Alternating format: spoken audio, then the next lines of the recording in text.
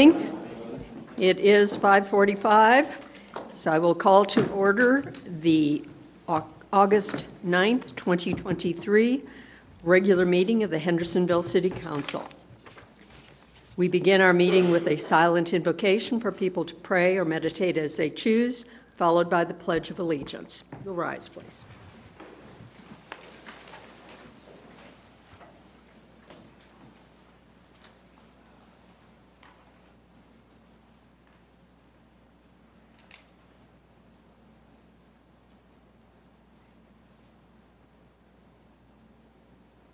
Join me in the pledge. I pledge allegiance to the flag of the United States of America and to the republic for which it stands, one nation under God, indivisible, with liberty and justice for all. You may be seated. Okay. We allow approximately 15 minutes for general public comment. We have 5 people signed up this evening.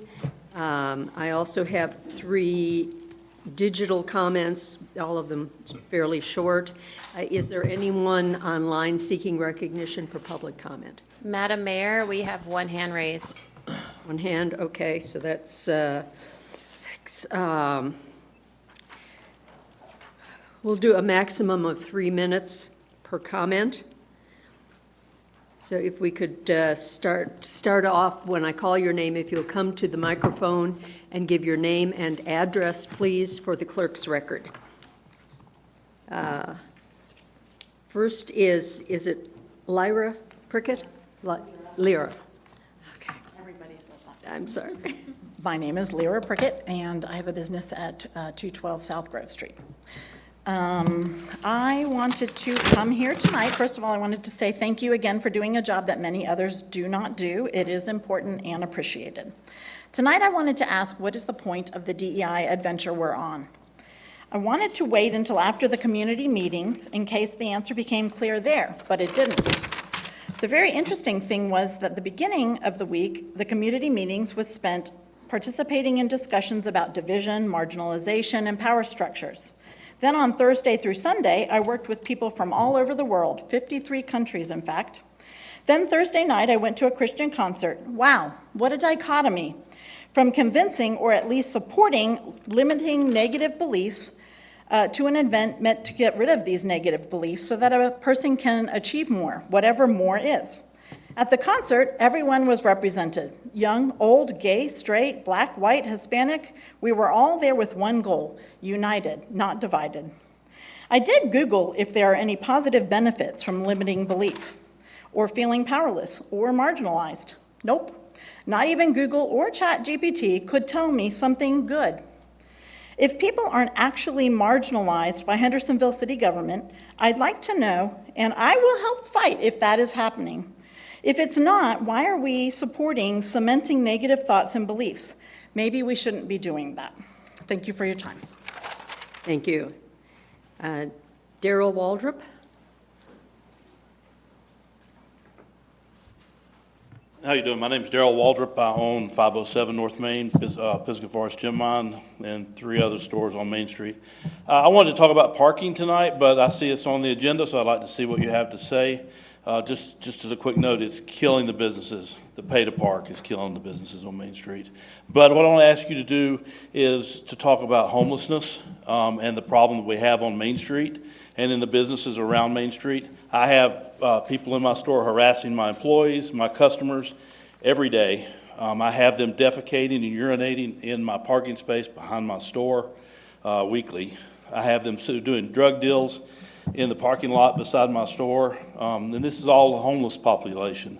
I don't know if you understand, but Asheville is now, they are working on their laws. They're enforcing their laws to stop panhandling, loitering, that kind of thing in their city. They're coming here.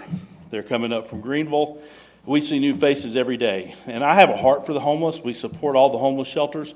But you need to put some kind of ordinances in place where the police, who are great at their job, have the ability to either move these people into places where we can help them, or if they don't want to be helped, to move them out of our county. They are causing a danger to my employees, to my patrons, to my family, and I would really appreciate it if you would take that up, find the ordinances that we need to enforce safety downtown. Thank you very much. Thank you, Mr. Waldrop. Jeff Grow. Good evening. My name is Jeff Grow. I live in Fletcher. Appreciate again the opportunity to speak, and thank you for your service to Hendersonville. Since we first questioned the need for the DEI committee and the wasteful spending on the Akira consulting contract, current events are quickly proving you are wrong on the wrong side of this debate. DEI religion is rooted in Marxism. It is meant to divide us into groups and pit one group against the other. You might scoff at that notion, as some of you have. Case in point, I attended one of the community workshops where a graphic was presented. Let's learn a bit about power. You have a copy of that. This graphic, which you have a copy, illustrates in my mind the real agenda of consultants like Akira. That graphic categorizes us by various attributes: skin color, gender, political affiliation, etc. In the center of that graphic are supposedly those with attributes who hold the power in society, and on the outside are those who are marginalized. In other words, this is identity politics. This is exactly what Marxists do. They want to put us into groups. They want to tell one group that you're not good enough to succeed on your own, that government is God and the solution to your problems. Let's take skin color. It says those who are not white are marginalized and have no power. I wonder if Councilwoman Roundtree feels powerless. This is all just rubbish. And you paid $147,000 to a Marxist consultant to tell a member of this council that they are powerless. Money that could have been spent on real problems like the gentleman just talked about, not imaginary problems. We live in the greatest and most diverse country on this planet. I still, for one, believe in American exceptionalism. You can be anything you want to be. You can let a Marxist consultant tell you that you cannot make it on your own, or you can take advantage of whatever talents or opportunities you have. Thank you. Thank you. Clifford Meek.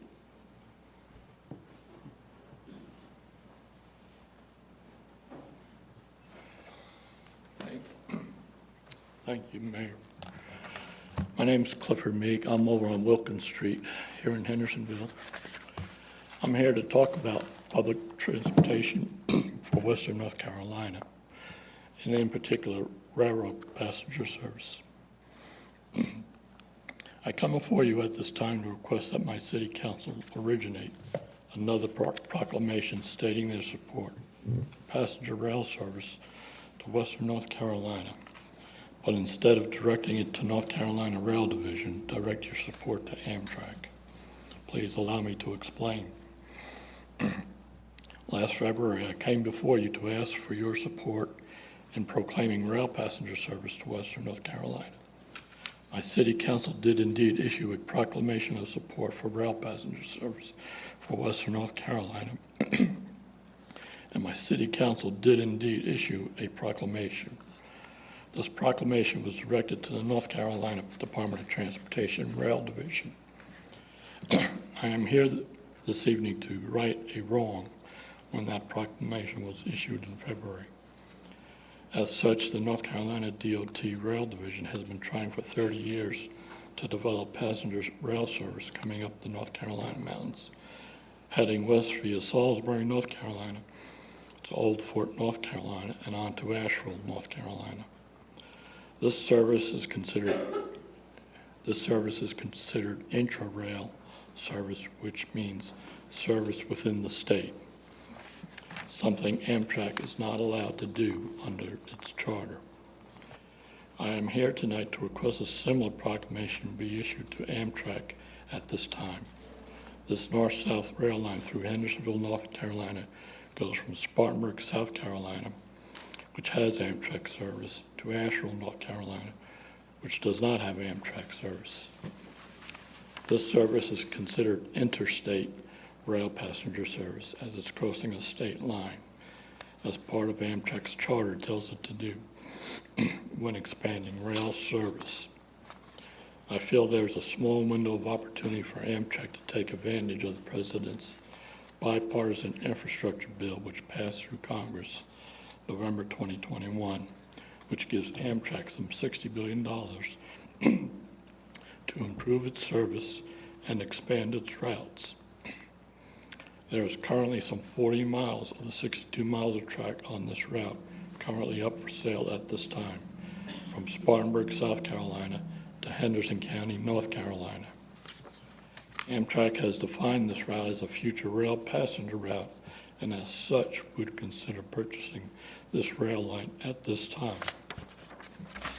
Also, there's currently underway plans between Georgia and North Carolina to establish a high-speed rail passenger service between Atlanta, Georgia, and Charlotte, North Carolina, with stops in South Carolina upstate at Anderson, South Carolina, and also at Greenville Spartanburg Airport.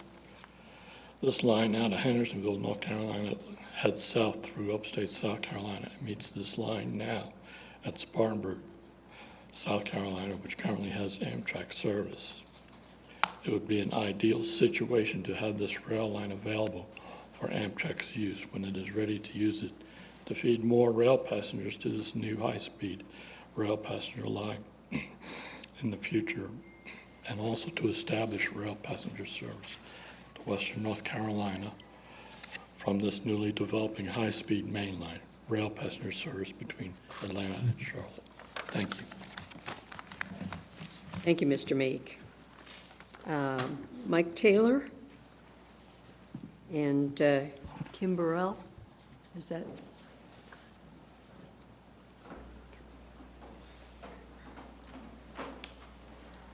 Hey, I'm Michael Taylor. We represent Pop's Diner, 860 North Main Street, Hendersonville, North Carolina. And we're just trying to raise concerns over the new traffic pattern that's affecting us now.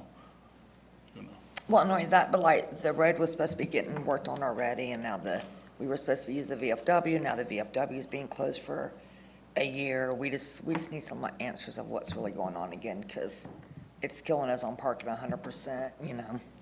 So we're just trying to really get some up-to-date answers. Okay.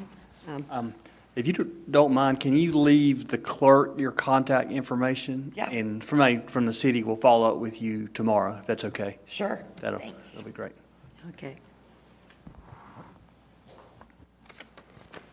The person who is seeking recognition online. Lynn, you are unmuted. Can you hear me? So, Lynn, thank you for your time today. A few different concerns. First one is about 1202 Greenville Highway. Unfortunately, it looks like the developer has adjusted their plan so that it no longer will need approval, and now it will just go to administrative review. The neighbors still are not happy with this project. Still, the same amount of trees that are coming down are going to be destroyed. Preservation of the 1202 Greenville Highway property's forest canopy is needed now. Supposedly, the stormwater management requirements will no longer be as strong as originally presented at the neighborhood compatibility meeting. The current allowances in the Greenville Highway mixed-use zoning designation needs immediate tree protections policies in place with more compatibility oversight for developments instead of providing this current by right free-for-all for developers. Secondly, my concern about the comp plan, I saw that the schedule for the vote on that is going to be in spring of 2024. My concern is that two of the council members, Simpson and Hensley, will not be elected at that time during that term. They'll just be grandfathered in, and yet this vote will determine the next 20 years of our plan. So I really would ask the council to consider waiting to vote on that till 2025 or prior to the end of your actual term elected to office, so that we can actually have our voices represented. So that's a very, very big concern of mine. Another concern is the committee appointments. Right now, the planning board's starting to get stacked with private interests. We've got builders, we've got architects, we've got a real estate agent coming on.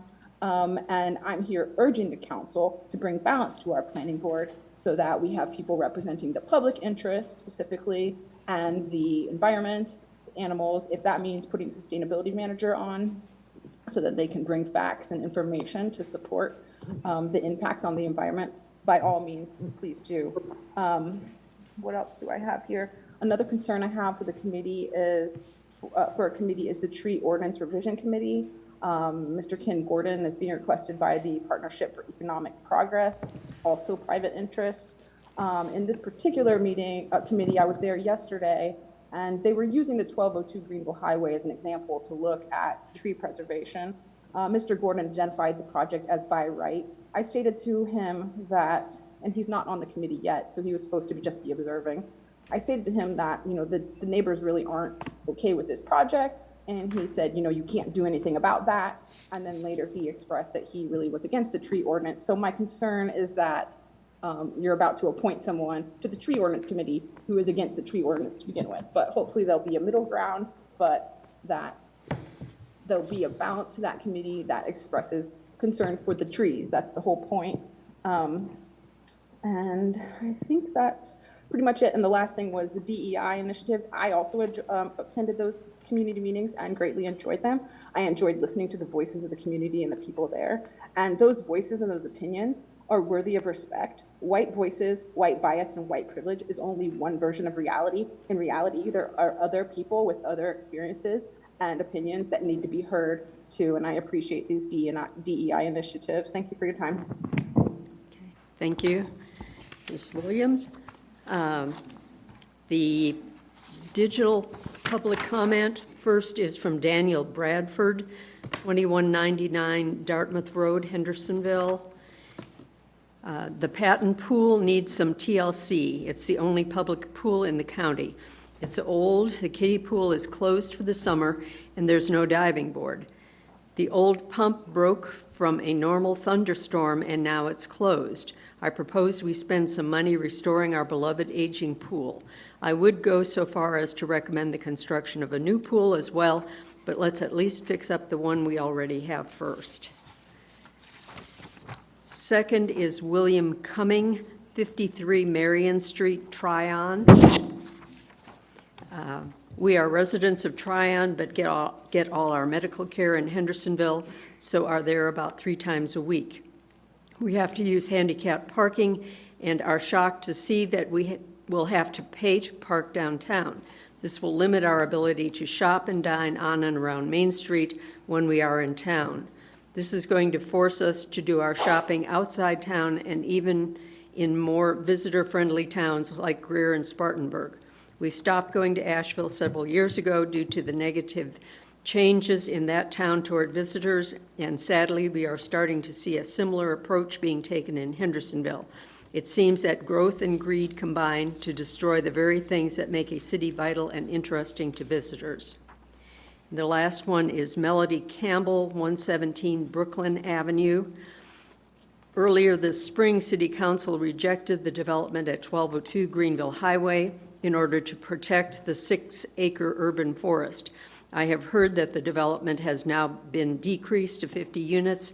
How does that still protect the urban forest? It would behoove the city to purchase that property and preserve it as an urban oasis. Okay. Those are the public comments for this evening. And there are some that we will follow up on, and appreciate everyone coming out and sharing their opinions with us. Okay, next is consideration of the agenda. There is one item that is to be removed from the agenda. That is 7A, the public hearing on closure of an alley. Mr. Conant, would you like to comment? Yes, ma'am. We would like to remove, as the mayor said, item 7A, which is the closure of an unnamed alley between City Hall and North Edward Street. That petition for street closure has been withdrawn. No action will be required for City Council. So we ask that item to be removed from your agenda. Okay, so if there's anyone here who wanted to speak on that item, it will not be a part of our agenda this evening. Okay. Council, is there anything else you would like either removed from or added to the agenda? Or if not, a motion to approve? Madam Mayor, I move that City Council approve the agenda as amended. Okay, is there any discussion? If not, those in favor of approving the agenda as amended, say aye. Aye. Those opposed, say no. Ayes have it, we have our agenda. Consent agenda, is there anything anyone would like to have moved from the consent agenda to the regular agenda so it can be discussed? Or a motion to approve those items? Madam Mayor, I move that the City Council approve the consent agenda as presented. Is there any discussion? Not, those in favor of approving the consent agenda as presented, say aye. Aye. Those opposed, say no. Ayes have it, and we've taken care of a lot of business. Presentations. First is a public art mural proposal for Sullivan Park. And Crystal Cawley, and is Eric Kirchner participating, or you're doing it yourself? Okay. So I have slides for my presentation. Okay, so the first slide is Sullivan Park, City of Hendersonville sign. A lot of people do not know where Sullivan Park is located. It's located at 713 Martin Circle here in Hendersonville. And so this is where the art proposal will be.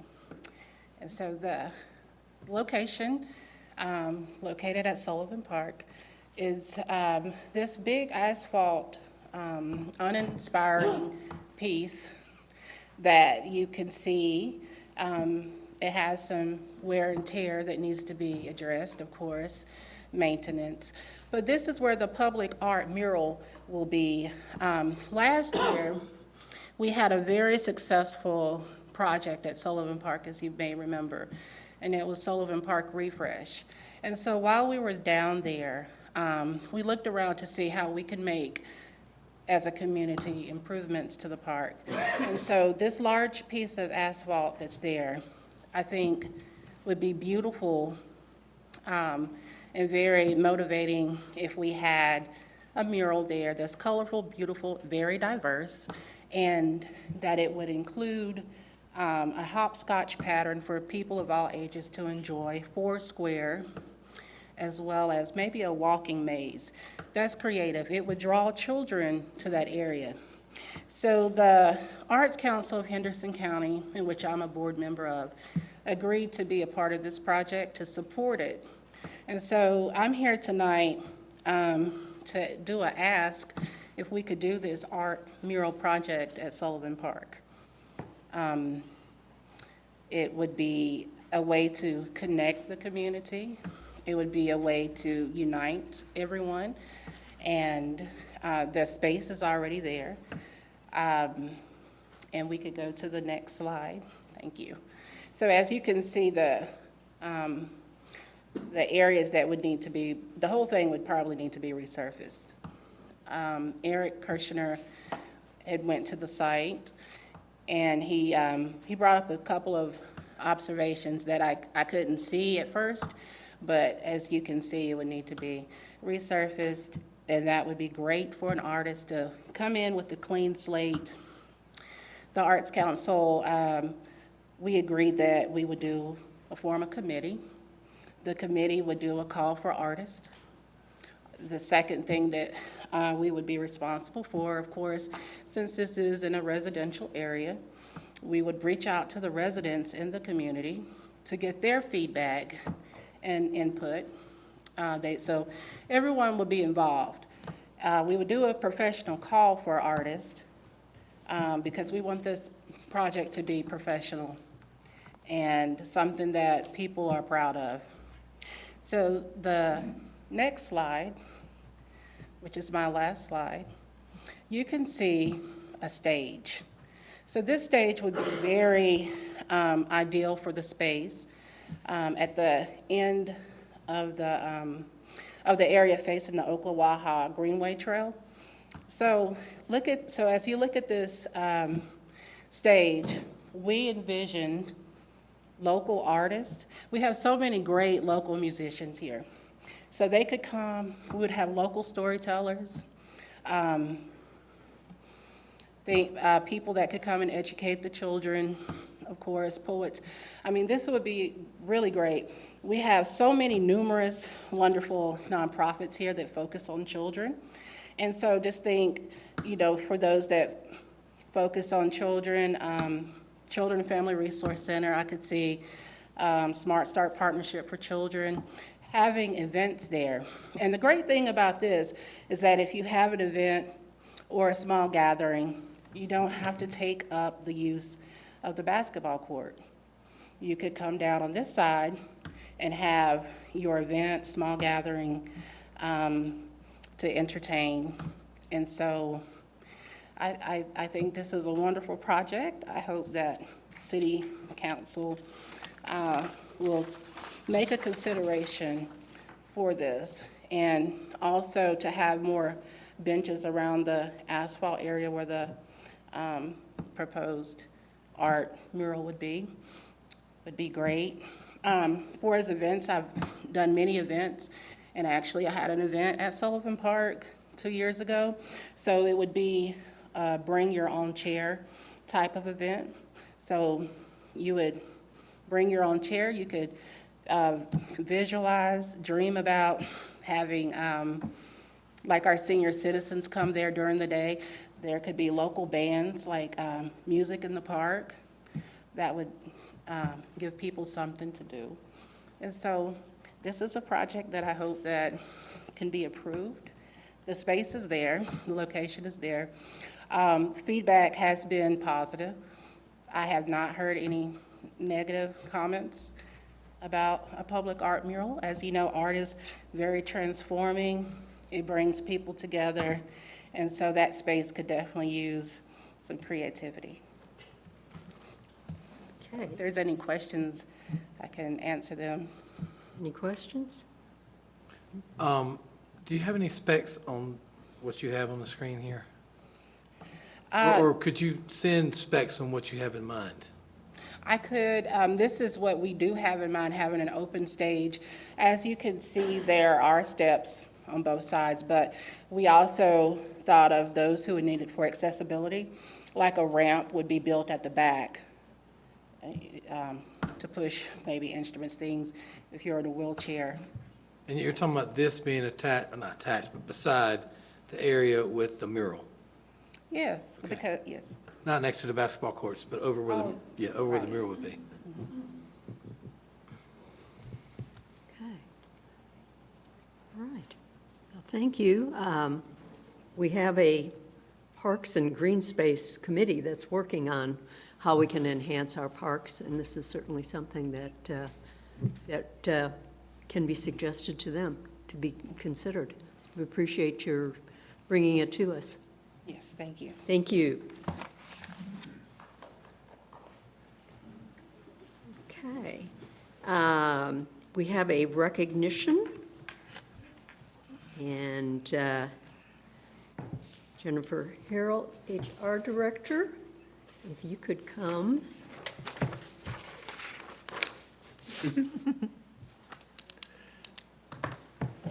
Good evening, Mayor and Council. It's good to be here tonight. This is Jessica Pomerleau. She's our Recruitment and Retention Officer, and she's doing a fantastic job keeping us in line up there and assisting us all. She really has come in and helped us out a whole lot, and I really appreciate her help. So she has obtained her Society for Human Resources Management Certified Professional certification, and this is pretty hard to obtain. It's like 65% pass rate, so it's really good. Glad for her to do that. Yeah, so it's one of the most highly recognized international human resources certificate that can be obtained. And it's recognized in all industries, in public and private sector. So I appreciate the dedication that Jessica has to the city and to the field of human resources, and she's been a great asset to the city. Okay. Congratulations.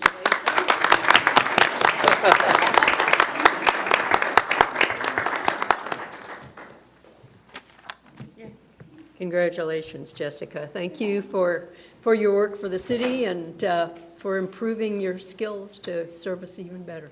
Thank you. All right, quarterly MVP recipients. Mayor Volk, members of City Council, and members of the public, we are proud to recognize our quarterly most valuable players associated with our organization for employees that have gone above and beyond the call of duty. So our first recipient tonight is Jay Heatherly. I'd like for Jay to please come up and ask maybe Assistant City Manager Brian Pauley to come and stand beside Jay. And be happy to. So let me read. Yeah, read what Jay was nominated for. Jay, I believe this was on the weekend, by the way. Jay was on the phone with a contractor, or after hours anyway, with a contractor for IT work at the parking deck. The contractor relayed that an individual was hooking something up to their exhaust of their vehicle. After getting more information, Jay determined that this was a dangerous situation and simultaneously contacted Hendersonville Police Department and got emergency personnel on the scene, which has resulted in saving someone's life. Jay is always willing and able to help, and this is just another example of his positive attitude and care for our community. So Jay, thank you very much for above and beyond and being there for that person and for the city. So thank you very much.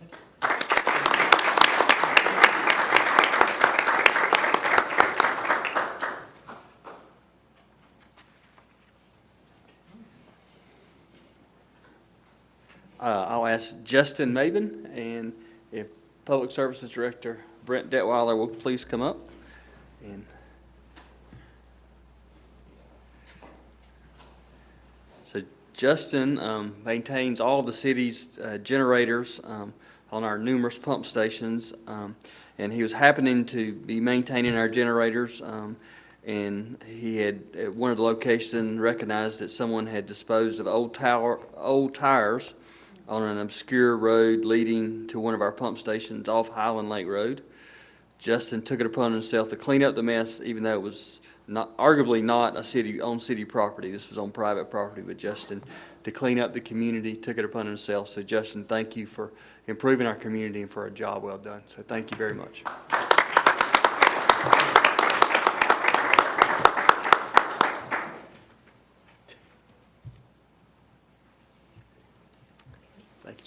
And Steve Alverson, and if Ms. Harrell will come back with Steve. Steve is our risk manager in our Human Resources Department. Safety Steve, as we know him. This nomination was submitted by a citizen. The citizen wrote, "I tripped this morning over an unpainted speed bump on Wall Street and 4th Avenue and incurred injuries on my left knee and left elbow. I called Steve Alverson's office to report this. He came to my business and informed me that the speed bump was now painted yellow. Seeing my injury, Steve called fire service personnel who treated my elbow. Steve also offered to get some gauze and antibacterial medicine for me. I think he went way above his call of duty." So comments from our citizens, Steve, and so thank you for what you do and being there for everyone. So.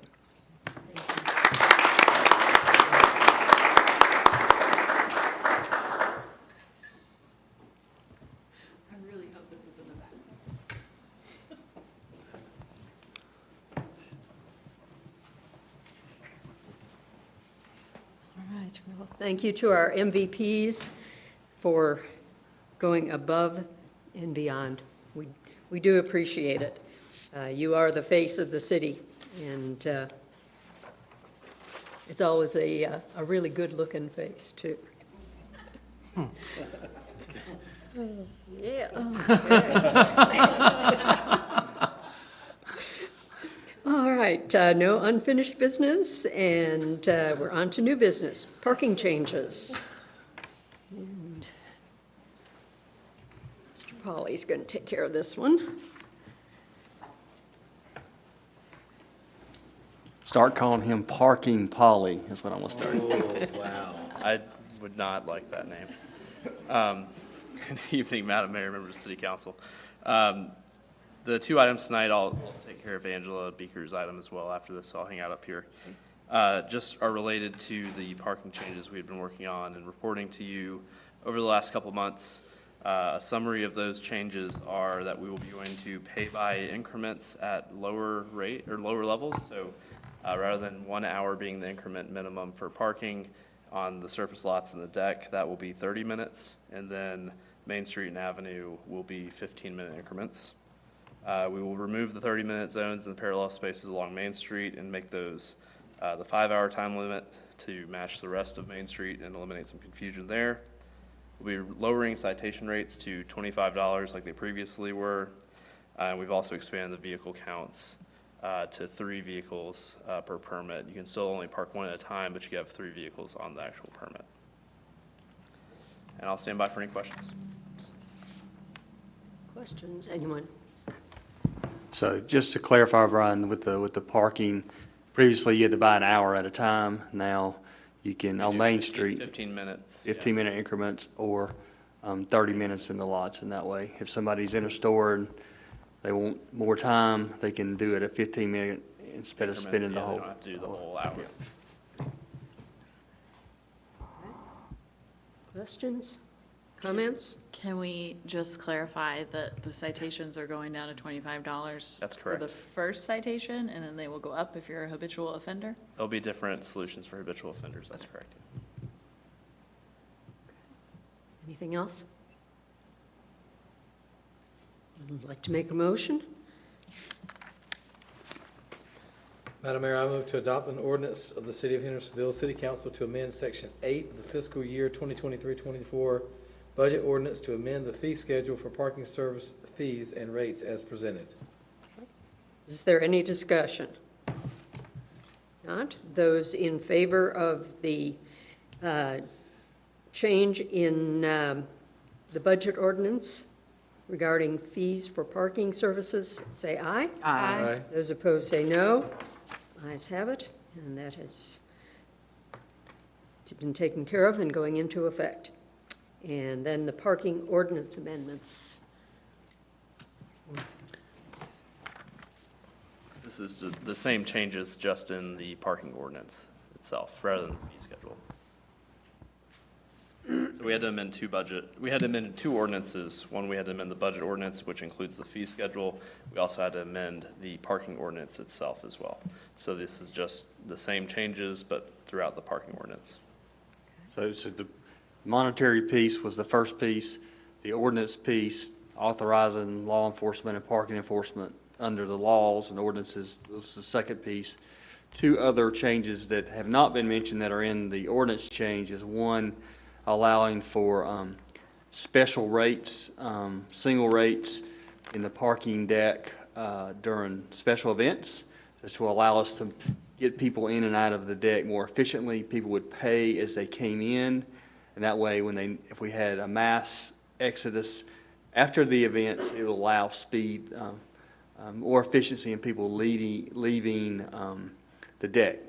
Example, we have many parking lots around town that during Apple Festival that charge $5 or $10. This would be the same case in the deck. We would use the same methodology, so you'd pay when you get, and then you don't have to process your ticket when you left. You just could leave. So that's one. The other is we have had a couple of situations where folks have been climbing on the top of the deck on the wall. We did put a penalty in an ordinance provision that is, you'd think, anyway, it is against the law to climb on that upper wall on the 4th level with a $500 fine that can be imposed, and a misdemeanor imposed by law enforcement. So those were the other changes in those ordinance changes. Is there signage for that? There currently is signage that says no climbing and standing on the wall. Yes. They left out the "or you will die" part. But. All right, any questions, comments, or a motion? Madam Mayor, I move to adopt an ordinance to amend Chapter 50, Traffic, Article 5, Stopping, Standing, and Parking of the City of Hendersonville Code of Ordinances, and to amend the official city parking map as presented. Is there any discussion? Not, those in favor of amending Chapter 50, say aye. Aye. Those opposed say no. Ayes have it, and that is taken care of and in effect. Boards, commissions, committees, planning board appointment. So we have, Mayor, members of City Council, at your previous meeting, you appointed 2 of 3 seats to the planning board. And the 3rd seat, Ms. Flores was nominated by, I believe, by Councilmember Hensley. However, there was some question about the number of boards that she sat on, and so we took the month to review that, to determine she is eligible to serve on the planning board if that's the desire of the City Council. So you have 1 open seat on the board with Ms. Flores was the previous nominee. So, council, what would you like to do? Should I appoint her again? Like the same? Okay. Madam Mayor, I move the City Council appoint Laura Flores to the Planning Board. Okay. Laura Flores has been nominated for the planning board. Are there any further nominations? If not, those in favor of appointing Laura Flores to the planning board say aye. Aye. Those opposed say no.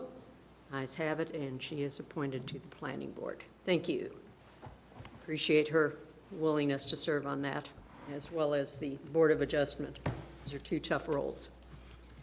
Next, formation of a community advisory committee for the comprehensive plan.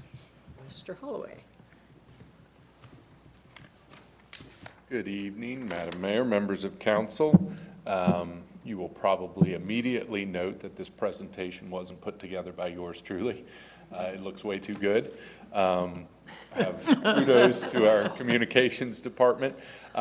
We are going to take a little bit of the time this evening to highlight that we are really getting into the thick of kicking things off with our comprehensive plan, and this Community Advisory Committee is a key component of that, as we've been talking about over the past couple of months.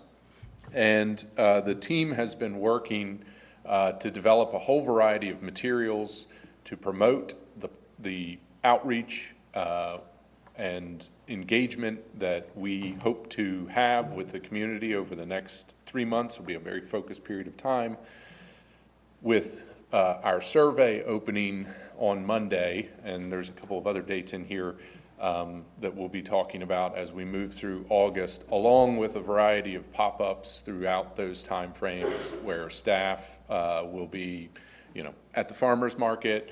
We hope to show up at a football game, variety of different things, kind of making ourselves available, putting the word out in the community that we are wanting to hear from folks about Gen H, Hendersonville's visionary comprehensive plan. I'm also not that good to have come up with that name. So again, really have to tip my hat to Allison and to her team and all of the work that we've been able to work on collectively, and including some videos and things like that we've made. We're going to play the shortest and simplest one we have, and our webpage includes a variety of other informational videos. So you want to cue that up for me, Brian?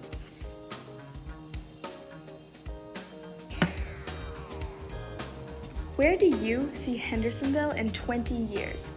We want to know.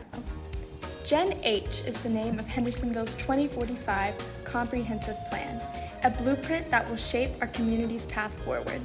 Your involvement in the plan's creation will lay the groundwork for future land management and conservation, affordable housing, parks and green space, and much more. You are Gen H. Hendersonville's next chapter starts with you. Visit hvlnc.gov/GenH to learn more.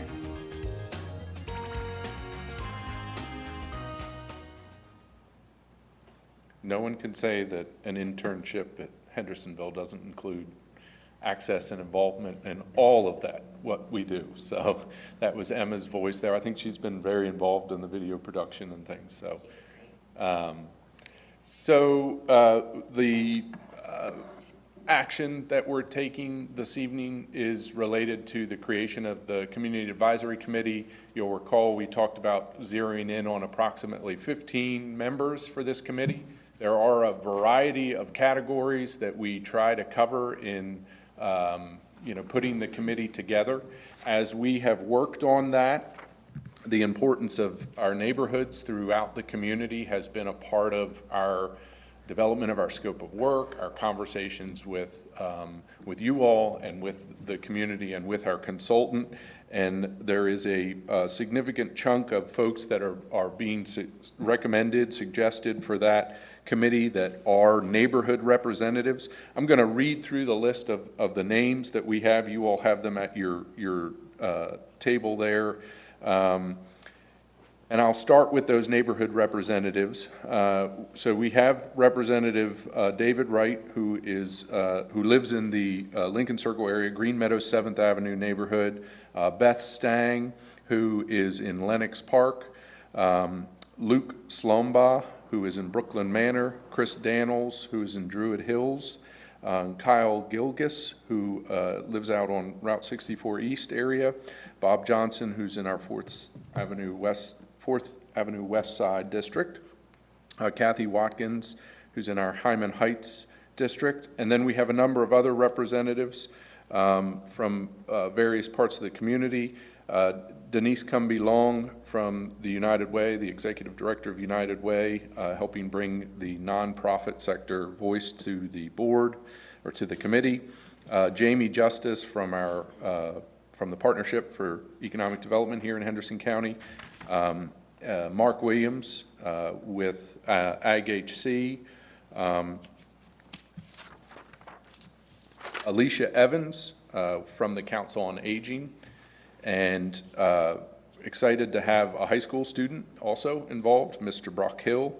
And last but not least, Jim Robertson, our planning board chair. So we have a total of 13 names we've been in touch with, who have confirmed their interest and willingness to participate. And we're going to, given the action that you take this evening with that group, we'll be meeting with them as staff. Staff will kind of lead a kickoff meeting. Our consultant will be in attendance virtually on August 14th. We'll also be launching the survey that day, and we've got a couple of pop-up events scheduled here over the course of the latter part of August, including our first council conversation at the Back to School Fest hosted by Councilmember Roundtree. We have a number of council conversations scheduled over the coming months, and want to highlight those as these are moments or opportunities for a higher level of engagement with staff. We'll have kind of a what are they calling it? It's like a gamification, a planning game that folks will be able to participate in. At a couple of these, our consultants will be leading components of those conversations, and then at others, staff will be. So really want to highlight that there are a number of themes and topics here, but we imagine that there will be a broad conversation at each about the future and vision for Hendersonville as we move forward over Gen H, the next 20 years. Please, you can find more information about this, and I'm going to do a light toss to Allison at the end of this, don't worry, to make sure that I'm covering everything. But you can find all this information and sign up for email communication with us at hvlnc.gov/GenH. Information about the survey and our event calendar, along with those informational videos, are available there. Anything that I'm not thinking about? Okay, good deal. I get a B+ at least. You can see a lot of work already has gone into this. I'm excited about all of that. I think we are extremely fortunate. There's plenty of communities where they say, here, planning department, do a comp plan or do a comp plan update and good luck. And I really feel like we've had a strong team effort to bring this forward and a recognition of its importance and significance for the community. So with that, I will turn it over to you all. If there's any questions for me, I am available to answer them. Yes. So we're still looking for 2 people to fill those other slots? So there are some names that we have attempted to communicate with, but have not confirmed participation at this point. And we could potentially be bringing additional names back to you in the future. The 3 consultant-led community advisory committee meetings, the first one is September 19th. So there is opportunity certainly for additional members to be very much involved with the full range of activities that committee will participate in. So would you like for us to recommend someone to fill the 2 slots that we don't have? John, Let's go with the orange, the ones that don't have. Yeah, the yes only on. thing I would say about that is that there is at least 2 open, not completed conversations with folks who we've asked to participate, sure. who have not Given us some confirmed time. their availability. Okay, yeah, okay, So, We may be coming back to you, though, for additional. okay.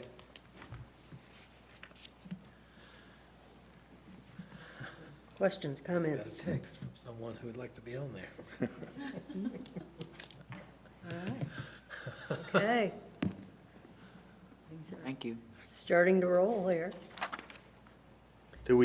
Lou, I guess we need there's not a motion on the sheet, but I think we do need a motion to appoint the members that are highlighted on your sheet. I mean, I think you can say, as presented, Mr. Staff Attorney, that as presented by the Planning Director. That would be acceptable. Thank you. I wanted to hear you talk. My mere presence keeps everybody in legal compliance.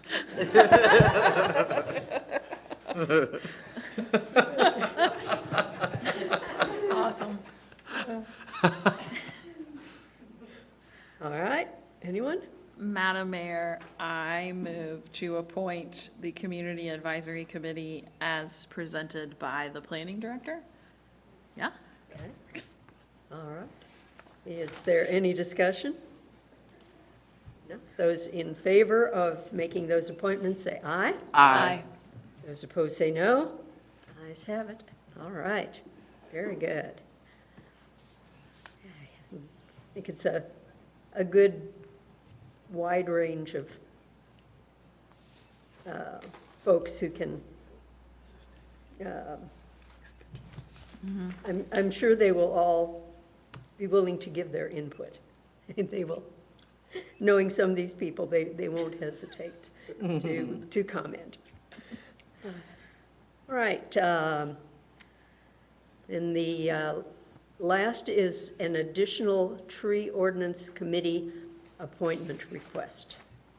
Mayor, vote, members of City Council, in the last month, I received a request from Partnership for Economic Progress to ask that we appoint an additional business representative to the Tree Ordinance Committee.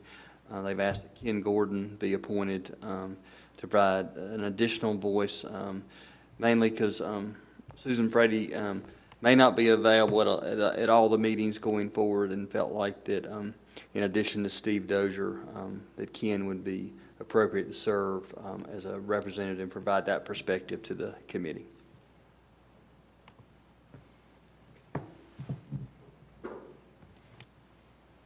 Comments? So we've had 2 committee meetings so far. They've gone extremely well. I feel like we've gotten a lot talked about and a lot done. I do see how having Ken on the committee would be of a help. His perspective is very valuable, and even if he wouldn't be in favor of the tree ordinance, it's still important to have perspective from everybody that it's going to affect, which is going to also be the business community. So he did come yesterday to observe, so he'll be all caught up to speed the next time we meet on August 29th. So I would hope that we could all support appointing him. Can I ask a question just about, first of all, thank you for serving on that. And that is, ultimately, the things you recommend, the group, I guess, as a group, will kind of vote, do we want this in or out?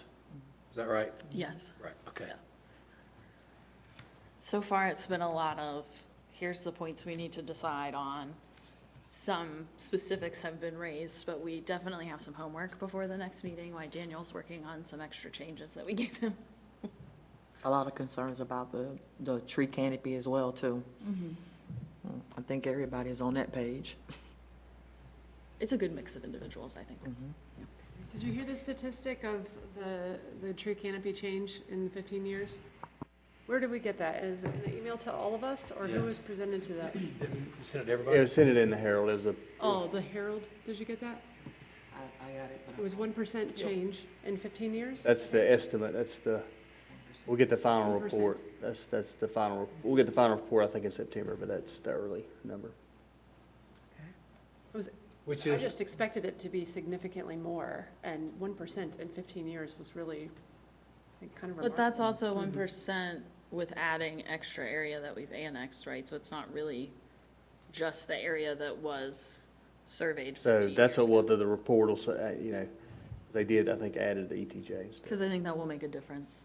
and will did it be it, done with the survey? They are, it'll be ready in September, the final report will be. it also have like, what is the tree canopy? Yes, Like the percentage? yes. Is- Well, would you like to make that nomination then? Sure. Madam Mayor, I move that the city council appoint Ken Gordon to the tree ordinance committee. Okay. Ken Gordon has been nominated for the Tree Ordinance Committee. Are there further nominations?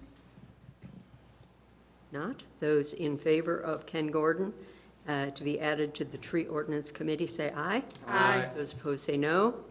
Ayes have it, and he is a new member. Right, city manager report. Mayor Volk, members of City Council, included in your packet is our August contingency report. Just reminding council that is when we use contingency funds to balance the budget, that report is included as required by ordinance for your information. Also, our cash and investment report from our finance director, Mr. Buchanan, is in there for your information to show how your idle cash is invested currently. So you have that. The only other report, just remind, the Apple Festival is right around the corner, less than 3 weeks away. Lots of exciting activities, including the opening ceremonies on Friday at 2:15. The parade begins at 2:30 on Monday, and then everything in between from apple pies and turnovers and pancake breakfast and street fairs and music and rides. All that'll happen Labor Day weekend, a wonderful weekend for our community. Also, as Brian briefed me today, the mini golf is coming along. Landscaping has been installed. As you go by there, you'll see that it looks really good. And we're expecting the green carpet to go down relatively soon, if I'm not. And then the obstacles or amenities will come, and I think you'll be very pleasantly surprised about how well that's going to look and improve in the mini golf for our community. So I want to share that with you. We're still in the trunk. Any chance we're gonna get to play a hole? I'm ready. When will my badge get me in there? If you wear a hard hat and a vest, I will take you out there to look at the course. No. I'm talking about, it will be finished in time to play a hole before we close it. Yes. Yes. Our plan, Yes. we actually made a few modifications to architectural design to ensure that it is open this fall, because we knew that was the desire of the city council. That was my question. Okay, thank you. I want to know Hensley is very excited about that thing. We walked past the other day, and he was peeking through, and he is very excited. You should get him his own putter. Of course, since they shut down the other parking lot for Okay. Council comments. Anyone have anything? I think the one thing I do want to say, I know we don't have a lot of people in here now, but hopefully there's still some people listening online. The information that Lou presented earlier about Gen 8s and the comp plan, everyone who has comments every meeting, this is a perfect opportunity for you to get ahead of the game and have input on this plan that really does guide so many things that we do. So please come to the meetings, please come to the conversations, and sign up for the emails so you can get the information. Thank you. Okay, that's it. We have no closed session. All right, guys, we are adjourned.